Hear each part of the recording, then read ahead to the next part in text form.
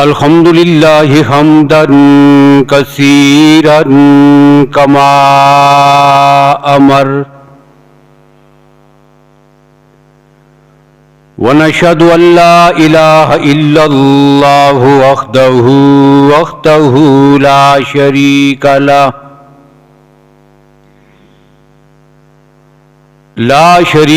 लहू फिल खल्क़ि वल अम्र इरगामन लिमन जहद बिही व कफर व नशहदु अन्न सय्यिदना व सनदना व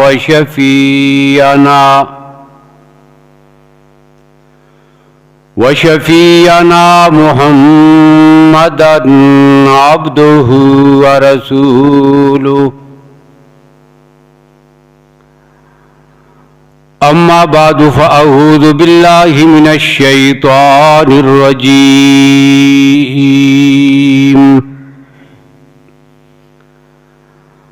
बिस्मिल्लाहिर रहमानिर रहीम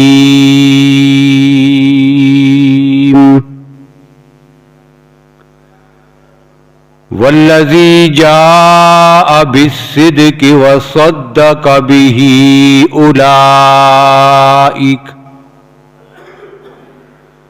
उलाइक हुमुल मुत्तक़ून।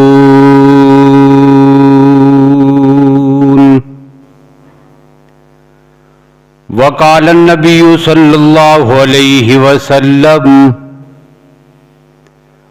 मा तलअतिश शम्सु वला गरबत अला अहद अफ़ज़ल मिन अबी बक्रिन इल्ला अन यकून नबिय्य सदक़ल्लाहु मौलानल अज़ीम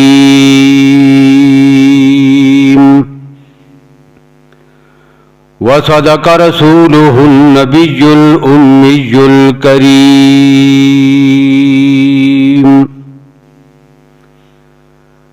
अल्लाहुम्मा सल्लि अला मुहम्मदिन व अला आलि मुहम्मद बिअददि मन क़अद व क़ाम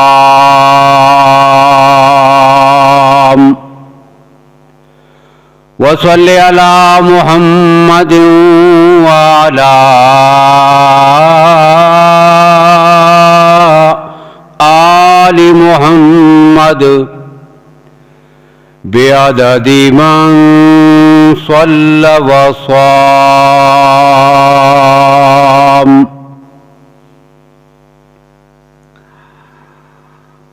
काबिल सद एहतराम बुजुर्गों, भाइयों, अजीज दोस्तों,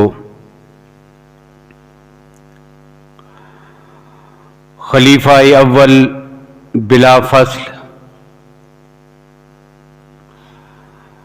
अमीरुल मोमिनीन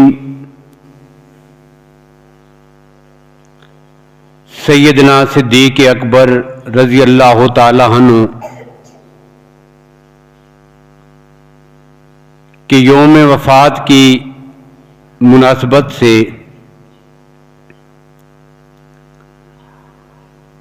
आपके फ़ज़ाइल और मनाक़िब और आपका तआरुफ़ गुज़श्ता जुमा से शुरू किया था। आज भी इसी उन्वान पर कुछ बातें मज़ीद आपके सामने अर्ज़ करनी हैं। अबू बकर सिद्दीक़ रज़ी अल्लाह ताला अन्हु वो शख्सियत है कि जिसे रोज़ अज़ल से अल्लाह ने बड़ी शहादतों से अमकनार फरमाया था और फिर हमेशा के लिए नबी अकरम सल्लल्लाहु अलैहि वसल्लम की रफ़ाकत और आपकी सोबत अता फरमा दी। वादा-ए-लस के मौका पर उस मैदान में रसूलुल्लाह सल्लल्लाहु अलैहि वसल्लम के साथ आप थे। अर्श-ए बरी पर कलमा तय्यबा के साथ जिस शख्स की फजीलत का जिक्र है वो आप हैं। पैदाइश के वक़्त अल्लाह ने जिनकी अजमतों की आवाज़ें उनकी वालदा को सुनाई और अल्लाह के नबी ने तस्दीक फरमाई वो आप हैं। और जिनका खमीर अल्लाह ने उसी जगह से लिया है कि जहां से रसूलुल्लाह सल्लल्लाहु अलैहि वसल्लम का खमीर और मुबारक मट्टी ली गई है। और इस पर उम्मत मुस्लिमा का इजमा है कि तीन शख्सियात अल्लाह के नबी सल्लल्लाहु अलैहि वसल्लम, सैयदना अबू बकर सिद्दीक रजी अल्लाह ताला अन्हु और हजरत उमर रजी अल्लाह ताला अन्हु, इन तीनों की मट्टी अल्लाह ने एक ही जगह से ली है। और इस बात को हदीस में भी मुतअद्दिद जगहों में जिक्र किया गया है। और एक बड़ी दलील यह भी है कि अल्लाह ने इंसान की तख्लीक का जिक्र करते हुए कुरान पाक में एक उसूली बात जिक्र फरमाई है। वो बात यह है, अल्लाह फरमाते हैं मिनहा खलकनाकुम, हमने तुम्हें जिस जमीन से पैदा किया है, मरने के बाद फीहा नुईदुकुम, उसी जगह तुमने वापस चले जाना है। व मिनहा नुखरिजुकुम तारतन उखरा, और क़यामत जब कायम होगी तो हमने उसी जगह से तुम्हें दोबारा उठाना है। अब यह देखने के लिए कि किस इंसान की मट्टी कहां से ली गई है, उसके मरने के बाद उसकी कब्र को देख लिया जाए। अब जहां पे उसकी कब्र बनी है, गोया के वहीं से उसका खमीर और मट्टी ली गई है। अब इस उसूल को भी सामने रखकर अरबों खरबों इंसान अपनी आंखों से इस बात का मुशाहिदा कर सकते हैं कि जहां से अल्लाह ने खमीर लिया था आका कायनात सल्लल्लाहु अलैहि वसल्लम के वजूद अतर का, वहीं से खमीर लिया गया है सैयदना अबू बकर और हजरत उमर रजी अल्लाह ताला अन्हुमा के वजूद का भी। और फिर अहादीस में अल्लाह के नबी सल्लल्लाहु अलैहि वसल्लम ने इसकी वजाहत भी फरमा दी। एक हदीस जिसको खतीब बगदादी रहमहुल्लाह ने जिक्र किया है और वहीं से नकल की है आगे मौलाना अहमद रजा खान बरेलवी ने फतावा अफ्रीका में। हदीस क्या है, उसमें भी अल्लाह के नबी सल्लल्लाहु अलैहि वसल्लम ने कुरान पाक की इसी तरतीब के मुताबिक ये बात जिक्र फरमाई है।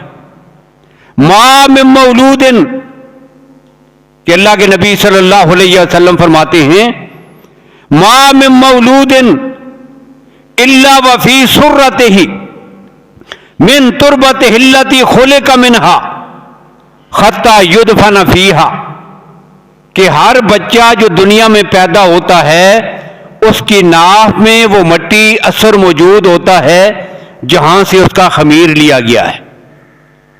फिर वो मरता है और मरने के बाद फिर उसी जमीन में दफन होता है कि जहां से उसका खमीर उठाया गया था।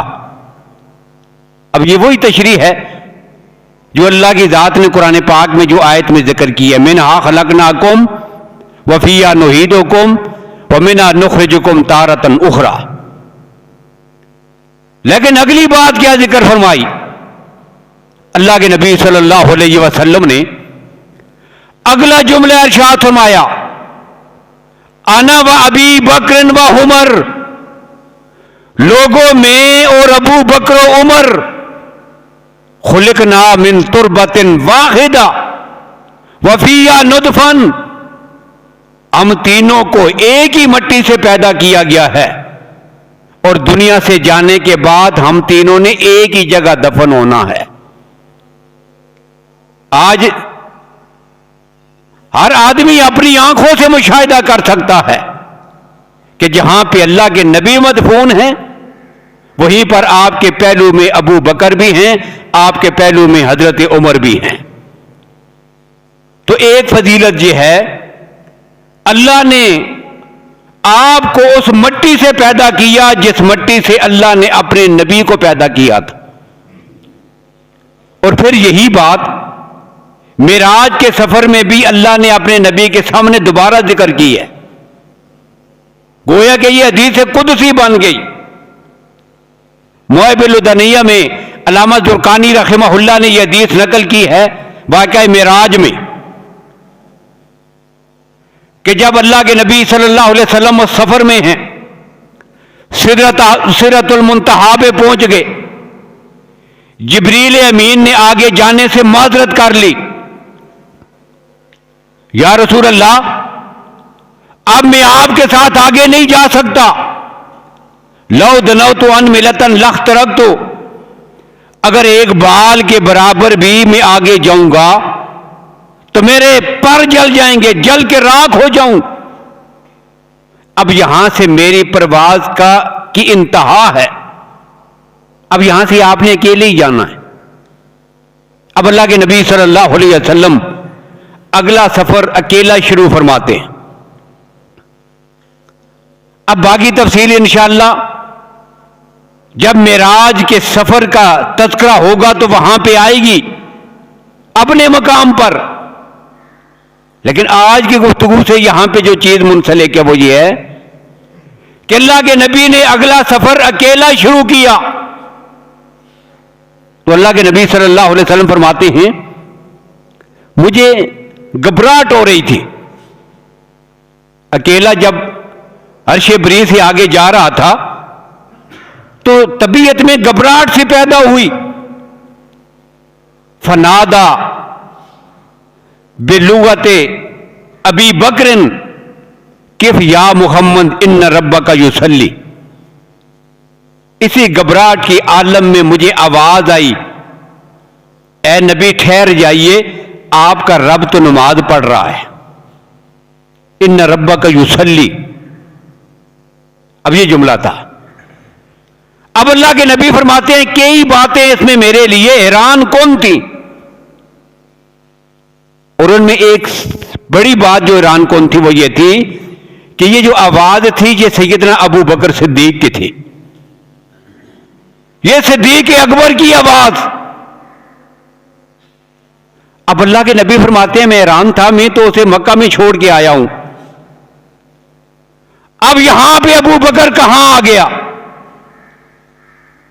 अब कहते हैं अल्लाह के हुजूर मेरी मुलाकात हो तो ये सारे सवाल मैंने जिक्र किए, ये जो आवाज आई है इसमें जो जुमले थे उनकी तशरीह क्या है, इंशाअल्लाह वाक़या मिराज में वो सारी चीजें आएंगी।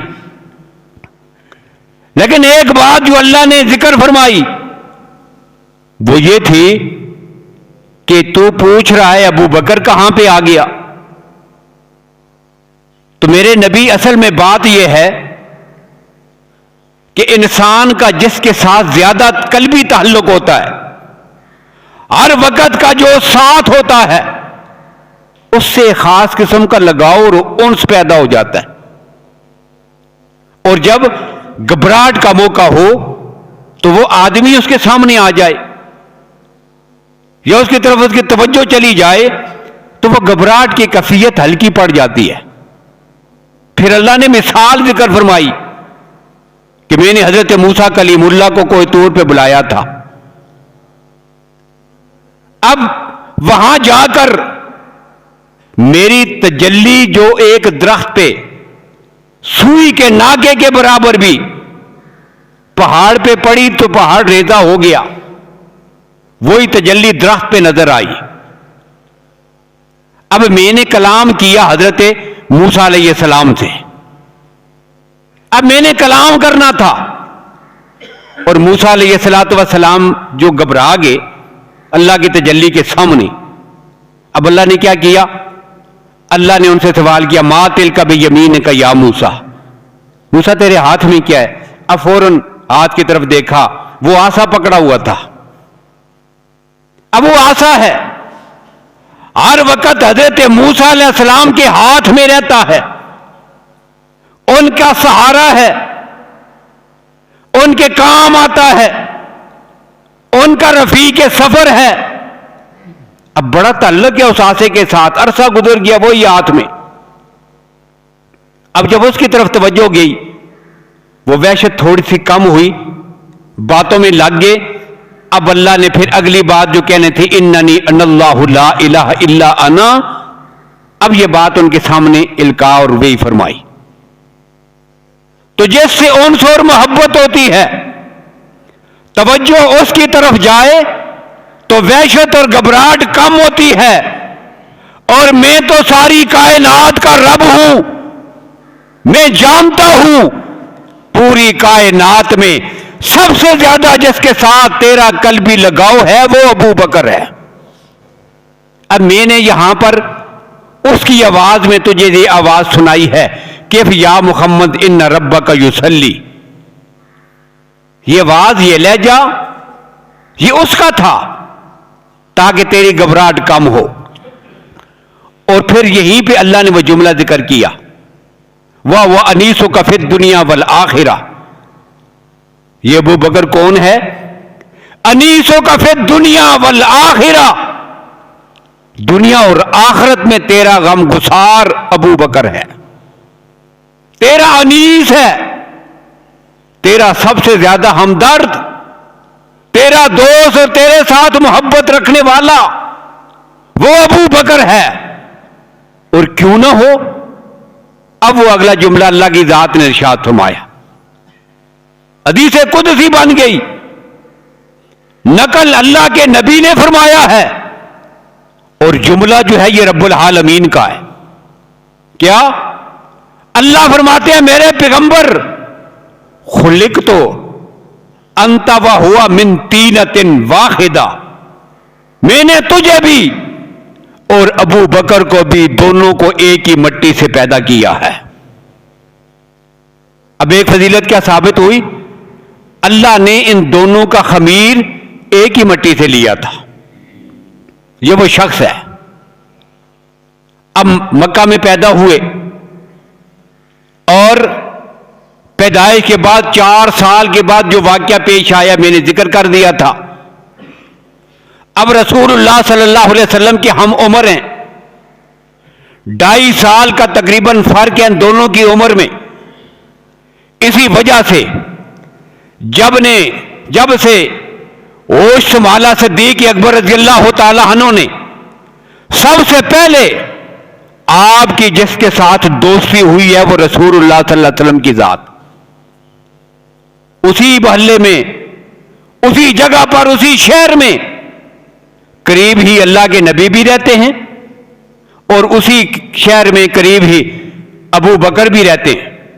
अब इन दोनों का आपस में दोस्ती है, एक साथ बैठते हैं, एक साथ चलते हैं, एक साथ फिरते हैं, आते जाते हैं।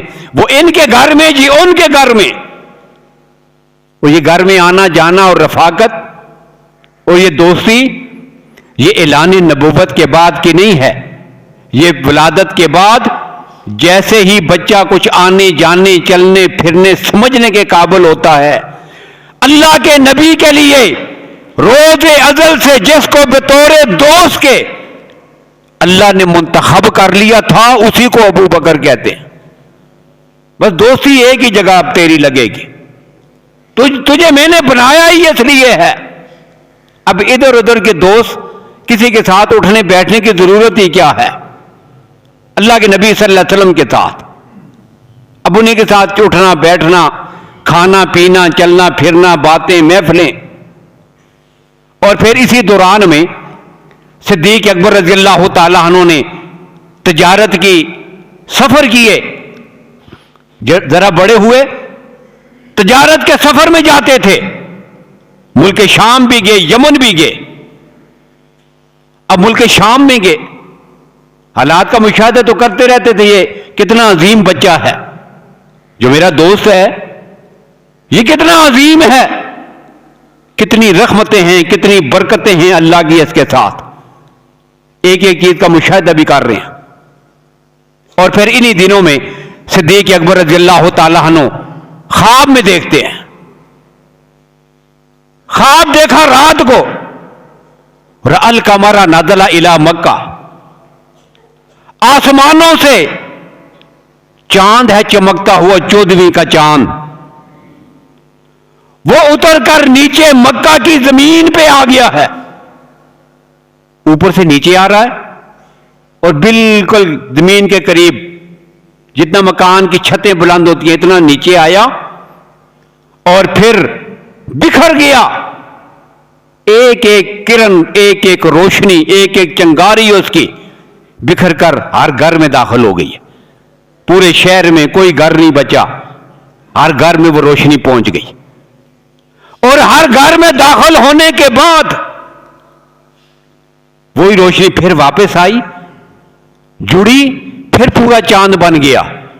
और चांद बनने के बाद अबू बकर कहते हैं मेरी गोद में वो चांद आके पड़ गया। अब चांद को मैंने गोद में उठाया हुआ है।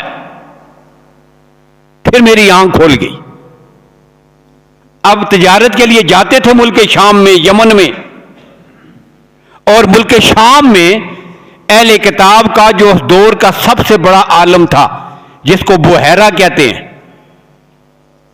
नबी अकरम सल्लल्लाहु अलैहि वसल्लम की भी उससे मुलाकात हुई। आपके चचा अबू तालिब से भी उसने मुलाकात की। बड़ा साहिब इल्म था उस दौर का, साहब का आसमानी किताबों का आलिम था। अब सिद्दीक अकबर मुल्क शाम चले गए। अब बुहैरा से मुलाकात हुई। अब अपना ख्वाब उसी को जाके सुनाया।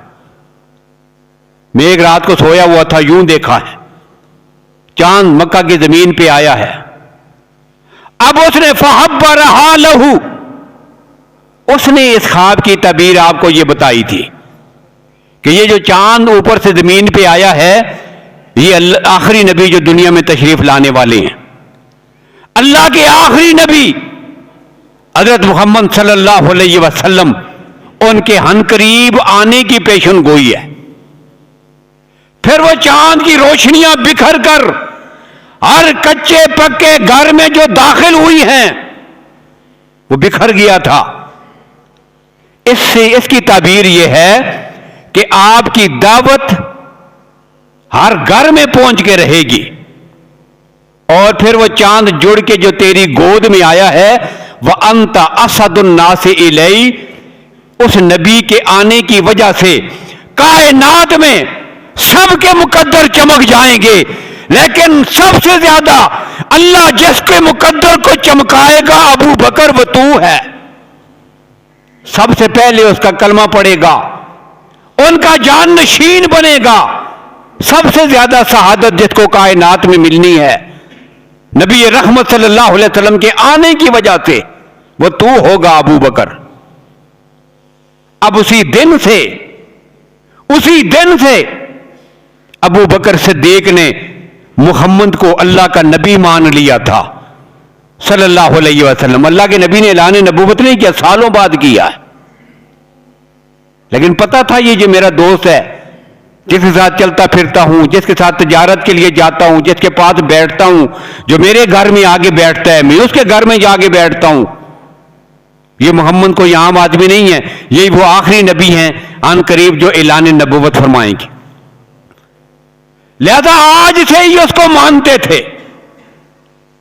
और यही वजह है कि इस बास में जाने की जरूरत ही नहीं पड़ती कि इस उम्मत में सबसे पहले कलमा किसने पढ़ा है। इस उम्मत में सबसे पहला मुसलमान कौन? इस बात में तो जाने की जरूरत ही नहीं। अबू बकर ने तो अल्लाह के नबी को ऐलान नबूवत से पहले ही आपका कलमा पढ़ लिया था, अल्लाह का नबी मान लिया था। इसी वजह से सीरत निगारों ने एक बात लिखी है कि अल्लाह के नबी कसरे नबूवत की आखिरी ईंट है, आखिरी ईंट।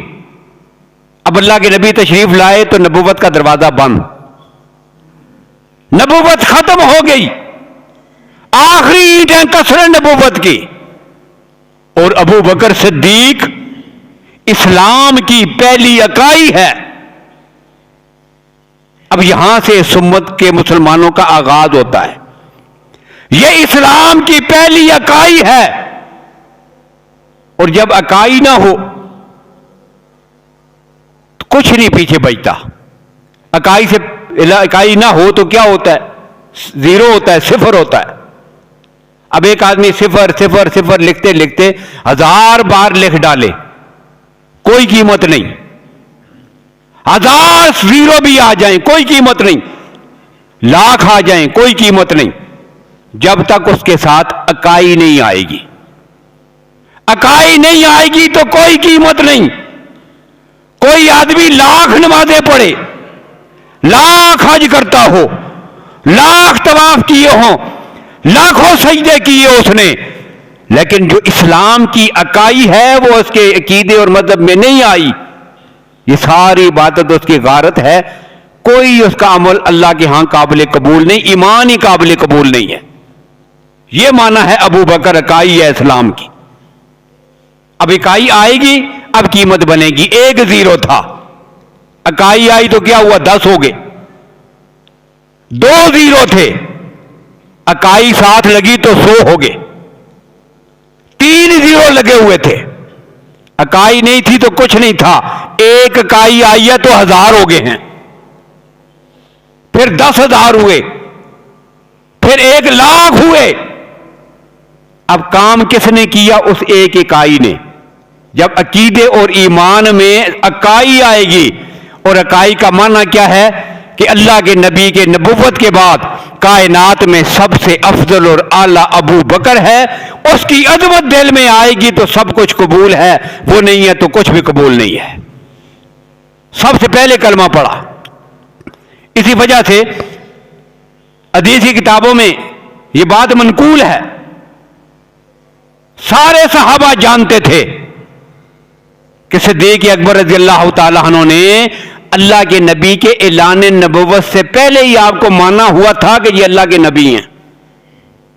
अबू नुहैम ने हदीस नकल फरमाई है कि सहाबा किराम ये कहा करते थे, बल्कि हजरत इब्ने अब्बास रज़ी अल्लाहु अन्हु नबी अकरम सल्लल्लाहु अलैहि वसल्लम के चचाजाद भाई अली अल मुर्तज़ा रज़ी अल्लाहु अन्हु के चचाजाद भाई हैं इब्ने अब्बास रज़ी अल्लाहु तआला अन्हु, हजरत मैमून रज़ी अल्लाहु तआला अन्हु। इन दोनों का आपस में मुकालमा है, आपस में गुफ्तगू, और हदीस पाक में मौजूद है। ये क्या फरमाते हैं? इब्ने अब्बास फरमाते हैं, घर का आदमी, पैगंबर का भी चचाजाद भाई, सैयदना अली मुर्तज़ा का भी चचाजाद भाई, ये घर का आदमी कहता है जिस दिन अबू बकर ने पैगंबर का कलमा पढ़ा था उस वक्त तो अली पैदा भी नहीं हुए थे। ये 10 साल के थे जब अल्लाह के नबी ने ऐलान नबूवत फरमाया, उस वक्त ये 10 साल के थे। और इससे 10 साल से ज्यादा पहले तो अबू बकर ने अल्लाह के नबी का कलमा पढ़ लिया था कि जब ये सारे वाक़यात सामने आए थे, ख्वाब भी देखा था, सब कुछ बता दिया था उन लोगों ने। फिर यमन का सफर किया, अबू बकर पहुंच गए यमन। अब यमन में पहुंचे तो वहां पर अहले किताब का एक बड़ा आलम उनसे मिला। अब उसकी नजर पड़ी अबू बकर के चेहरे पर, तो कहता है मक्का से आए हो? उनका मक्का से आया हूं। फिर दूसरा सवाल किया, खानदान कुरैश के हो?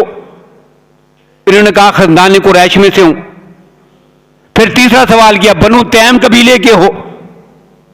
कहने लगे हां उसी कबीले का हूं। फिर अगला सवाल किया, चौथा सवाल जो था वो ये था कि जरा अपनी पेड़ से अपनी कमीज हटाएं? फरमाया नहीं, ये शर्मो या के खिलाफ है, मैं अपना पेट आपको दिखाऊं?